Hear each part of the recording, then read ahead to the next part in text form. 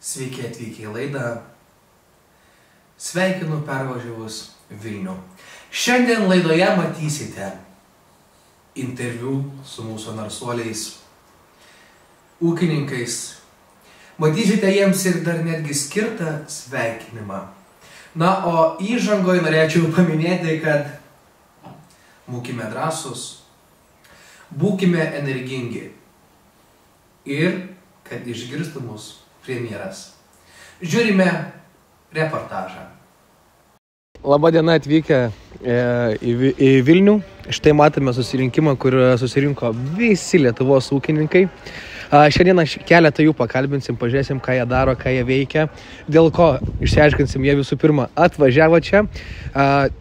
Einant ir valgant ir žiūrint, ką jie čia veikia, tai supratau, kad jiem čia kol kas dar atostogos, nes vaikai linksmai nesigeria burbulinę arbatą, moteris su vaikais pietauja, vyrai, aišku, stovi ten prie scenos ir šaukia ir, kaip sakyti, jie įgiai mūsų didvyriai, taip? Eime pažiūrėti, kas toliau.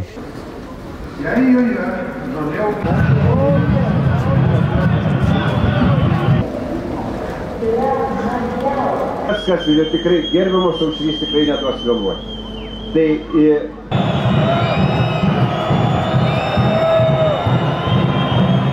Labą dieną. Labą dieną. Sakykit, ką jūs dabar jau čia veikiat Vilniuje? Atvažiavom parodyti žemaičių ir visų ūkininkų vienybę, kad susivienijus bendram geram tikslo galim daugom pasiekti. Ir dabar pasakykit, kaip ponas ministras pasirodė ant scenos? Nu, bloga. Galim pasakyti, kad bendras žemės ūkio žinios įvertintos nuliu, neigiamai. Tai mano nuomonė, jisai šoka stačia galva ten, kur nereikia, tiesa? Teisė į pelkį. Teisė į pelkį. Gerai, antras klausimas, žiūrėkit, aš turiu jums ūkininkam tokį pasiūlymą. Ką jūs galvojate, jeigu vasarom rengtume stovyklą jūsų ir kitų ūkininkų ūkiuose, kur atvažiuotų Seimo nariai, galėtų pats ponas ministras atvažiuoti ir padėti atlikti ūkio darbus? Reikėtų mums ūkininkam lovą pasikaustyti kantrybę ir jeigu da ministerija mums primokės už žanų prieglaudą, tada jo priimsim, bet tada gal ateit suvokiems, ką reikia iš tikrųjų to ūkį plėtoti ir ką panon reik dirbti. Supratau, ačiū jums labai, gerų rezultatų. Neįtraukti vadinamojo produktų su taryba ir jie yra patikti. Labą dieną. Sveiki. Čia, matot, atvykom prie Lietuvos medžiotojų ir žvejų draugijos, taip? Taip, teisingai. Ir ką jūs čia dabar veikiat?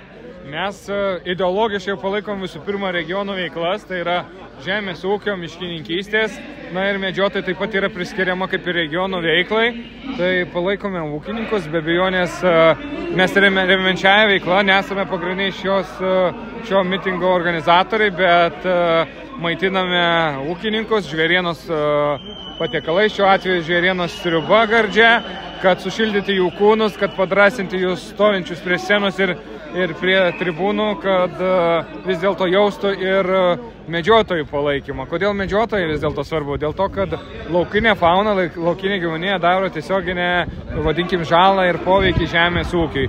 Tai yra kanopiniai gyvūnai. Toliau yra gervės, žąsys, pavasariniai paukščiai, kurie išlės ankštinius augalus pasėtus iki jūsų sudygimo. Taipogi vilkai gyvulinkystės ūkiam daro žalą, pjaudami naminius gyvulius, avis, avių augintojam daro žalą. Tai štai kiek daug nuo medžioklės veiklos taipogi priklauso ir ūkių naštos mažinimas, finansinės žalos mažinimas. Tai yra eilė komponentų. Dar nepaminėjau afrikinių kiaulių marų, kas labai svarbu, nes afrikinių kiaulių maras ateina iš laukinės faunos, persikelia į kiaulių ūkius ir atneša milžiniškus nuostolius. Tai truputį pailiustruosiu, per metus 3,5 milijono padaroma nuostolio, tai yra per 10 metų jau priskaičiuojama 80 milijonų. Tai be abejonės ir medžiotojų veikla yra svarbi ūkio subjektam. Reikia pasakyti, kad dalis medžiotojai yra patys ūkininkai ir žemės savininkai. Tai kas antras medžiotas yra žemės ar miško savininkas, ketvirtadalis medžiotojų yra apskritai ūkininkai arba miškininkai. Tai kaip mes negalime palaikyti saviškių, o kitaip tariant, jeigu mes negerbėm kitų privačios nuosavybės, tai mes negerbėm ir savęs, tai dėl to mes čia ir esame. Nu, pasakėt viską išsamei. Apie sriubytę jau ir net pačiam seilės renkasi. Tai kviečiam paragauti. Būtinai paragausim ir pasakysim, koks skonis. Žiūrėkit, mes dar tokia juoko dozė. Turim idėją ūkininkam. Ką jūs pats galvojat? vasarom įrengti stovyklą Seimo nariams. Gal jie bent tokiu būdu prisidės prie žemės ūkio ir padės ūkininkam jį vystyti. Tai yra tik minimum, ką gali, planas puikus, mes jį palaikytumėm, bet visa ideologija yra ta, kad mieste priiminėti teisės aktus ir juos nuleisti įgyvendimui yra tikrai lengva, sakyčiau. Popierius viską iškenčia, bet įgyvendinti ir vietoje, ir regionas yra sudėtinga.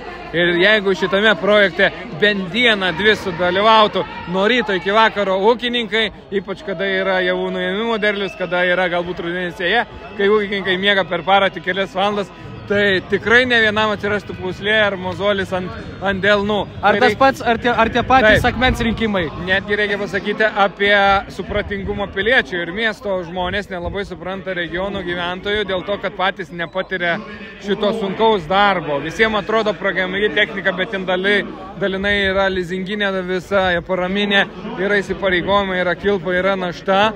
Tai reikia patirti tą kailį, kai tu ramiai negali miegoti ir tu nežinai, ar tavo ūkis yra tvarus finansinių atžvilgių, ar tu užtikrinsi ne tik duoną savo šeimai, bet ir įsilizinguosi bankam. Tai reikia pabūti, o miesto žmonės turi mąstyti, kad vis dėlto pienas, grietinė, mėsa, visa žaliava, netgi avižinė košė, kurią valgom ryte, tai yra iš žemės ūkio veiklos, bet ir duona galų gale. Tai mes mėnesį išimkime iš šitos apyvartos, lai ūkininkai netiektų žaliavos, mes labai gerai pajustumėm tą. Iš esmės ir tada atsirastų supratingumas. To aš visiems nelinkiu, bet ką žino, ar ūkininkus neprives prie viso šito. Bus matyti, tikėkime, kad ne. Ačiū Jums labai, geros nuotaikos ir gerų rezultatų.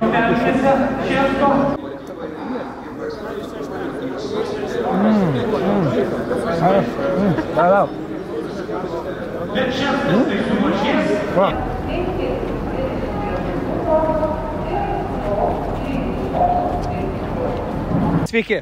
Labą dieną. Iš kur esat? Iš Kelmės rajono. Ir ką čia veikat, kaip nuotaikos? Mitinguojam? Taip. Mitinguojat prieš ką? Jeigu jau taip labai tiksliai. Prieš neteisingą vykdomą žemės ūkio politiką. Taip paprasčiausiai prieš žlugdymą visko. Kas vyksta Lietuvos, daleiskim, kaimuose ir aplamai, Lietuva žlunga. Tiesiog tariant tai. Supratau. Gerai, dar vienas klausimas, labai greitas, trumpas. Kaip pasirodė ponas ministras čia ant scenos šiandieną? Ar nėra stačia galva, kur nereikėjo nerti, ar pasirodė, kaip sakyti, sveikintinai? Manau, kad labai prastai pasirodė, tie nepasiruošęs. Klausimus tikrai žinojo, bet atsakymai tie patys, kaip kiekvieną kartą. Supratau. Žiūrėkit, aš šim ūkininkai turiu tokį pasiūlymą. Ką jūs į tai? Jeigu vasarom per Seimo narių atostogas surengti kaimuose, provincijose ar kituose ūkiuose stovyklas, kad jie padėtų nuimti derlių, padėtų išrinkti akmenis iš laukų ir prisidėtų ir taip prie ūkio. Gal bent tokia nauda iš jų būtų? Aš manyčiau, kad iš jų naudos yra nulis, nes jeigu jie net nesugeba išmanyti, ką reiškia kaip jis ten sakė, socialinė parama yra tos mūsų, tai ką jis gali dirbti, jisai nieko negali. Nulis iš jo yra. Tai gal bent... Matosi akivaizdžiai, kad jie patys jau bijo, bet jie tiesiog daro, nes atrodo, kad dar visi tylės, nes kol visi prieš tai tylėjo, jiems atrodo tai normalu, bet tai jų čia turi nebelikti paprasčiausiai. O Gvidai, ar jūs priimtumėte savo ūkį? Manau, kad ne. Ūkį turi būti supratingas žmogus ir atliktos darbus. Aš manyčiau, jie turėtų prisimti gėdą už visą Lietuvą, nes jie įsiamžino Lietuvos istorijoje, kaip, nežinau, kaip Lietuvos naikintojai turbūt, aš nežinau, kaip jos pavadinti, neturiu suvokimo. Ačiū labai. Na, kaip matome, jaunimas tikrai teisingas, tikėkime, Seimo nariai išvadą savo padarys ir tikėkime gerų rezultatų. Dabar išreiškia savo palaikymą žemės ūkiui, kaip sėdami, žiūrim, kas gausis.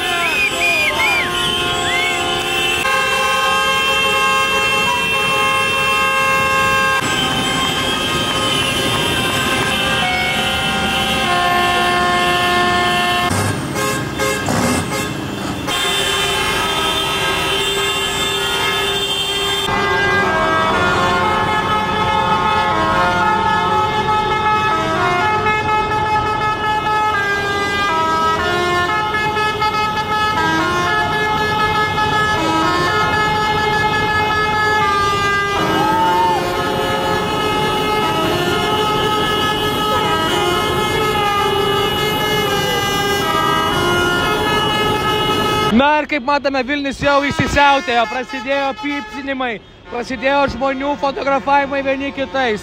Aš tikiuosi vieno, kad šūdai šiandien mūsų neapipils. Wow, hebra, kas čia darosi? Na ką, šiandienos diena baigėsi, mitingai keliasi į sekančias dienas, į penktadienį ir į ketvirtadienį. Šiandien sutikom tikrai nemažai žmonių, kurie konstruktyvę savo nuomonę pasakė apie Seimo valdymo žemės ūkio srityse. Interviu buvo tikrai nuostabus ir išsamus ir protingi. Tai ką, ačiū, kad žiūrėjote, o dabar mūsų Vilniečio sveikinimas ūkininkam. Žiūrim. Sveiki sugrįžę į mūsų studiją. Na, o dabar skrieja mūsų didvyriams, mūsų narsuoliams, sveikinimai ir padėkos. Ačiū Jums, mūsų narsieji ūkininkai, kad pagaliau išdrįsote atvažiuoti iš tolimosios provincijos į mūsų nuostabų į Vilnių ir pagaliau pamatyti savo tikrosiomis akimis šitą nuostabų grožį, senamiestį, katedros aikštę, o ne per žinias. Ne per moteris meluoja geriau pasmerktus, rimtus į reikalus ar kitokį, kurį jūs žiūrite. Taip pat tariu didelį ačiū, kad išdrįsote su traktoriais tokį tolimą kelią važiuoti. Ačiū Jums, kad trikdėte policijos darbą. Ačiū Jums, tariu, kad šiandien... Ačiū Jums, kad šiandien namo važiavau 1,5 valandos vėliau. Ačiū Jums, tariu ūkininkai, už tai, kad duodate mums gyvybiškai svarbų pieną, gyvybiškai svarbę bulvę ir kitas daržoves. Tariu Jums ačiū už tai, kad kiekvieną pavasarį savo gimtinėje išėjus į kiemą užuodžiu trąšas, tas nuostabesias trąšas, tą šūdą, kuris velniškai kvepia ir velniškai primena, į kur aš grįžau. Na, o dabar noriu palinkėti Jums, mielieji ūkininkai, kad būtų Jums vasara tokia, kokios dar niekada nebuvo. Na, čia šiek tiek iš fantastikos srities. Taip pat kaip ir Palangos verslininkams noriu palinkėti, kad ši vasara būtų derlinga ir labai pelninga, ko dar niekada nėra buvę, aišku. Taip pat noriu Jums palinkėti, kad negestų Jūsų traktoriai, Fendai, John Deere'ai, kad negestų Klasai, Valtros, na, nes jie kainuoja dvigubai daugiau negu Ferrari ir Lamborghini. Taip pat noriu palinkėti, kad kiemuose, neliktų MTZ 50, o kad jas pakeistų minėti mūsų modeliai. Taip pat noriu Jums palinkėti, kad Jūsų nuostabios darbo rankos pajaustų ir atostogas. Kad išvažiuotumėt ne tik į Egiptus, ne tik į tolimasias Turkijas, bet ir į Jūsų pamiltus Bahamus, Amerikas. Būkite sveiki. Į sveikatą.